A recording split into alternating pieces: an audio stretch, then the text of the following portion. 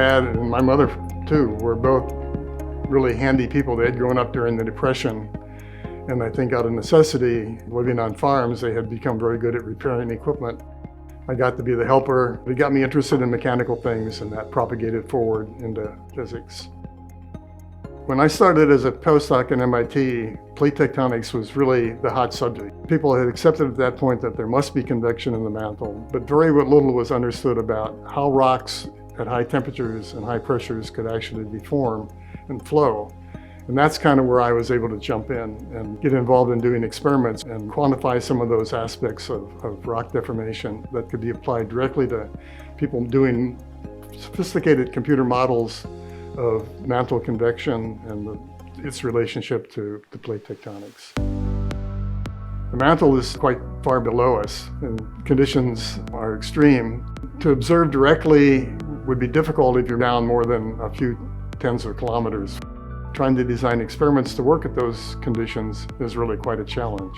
The most consistent way that I've worked on looking at and trying to understand what happens in the mantle are through high pressure, high temperature experiments where we put a large force on the rock and see how fast it deforms, from which we can infer something about convection and the nature of the convection process. We work maybe in the most dangerous part of experimental research in the earth sciences. The vessels we work with, the way that we generate pressure is to put gas inside of a big steel vessel. And occasionally pressure vessels do blow up.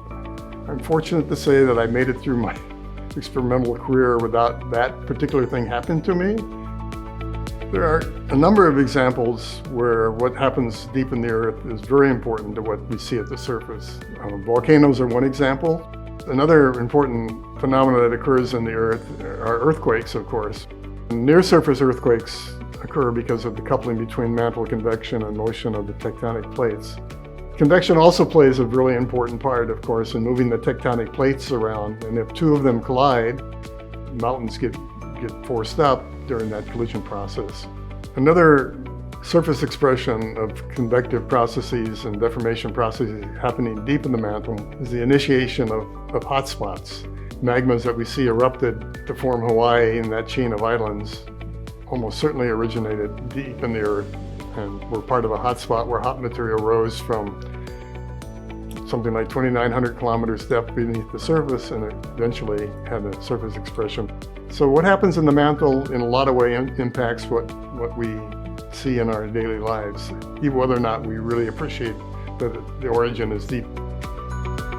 Much of our research is motivated by pure curiosity and wanting to understand how the earth works. But there are practical implications that come from what we've done.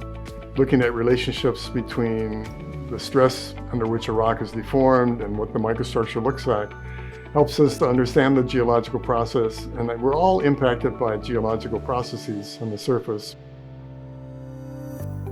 I'm enormously grateful for having been awarded the Vetlesen Prize, and I'm deeply delighted for the recognition that it brings our community of researchers who do experimental work and which has great application to understanding processes operating deep in the earth.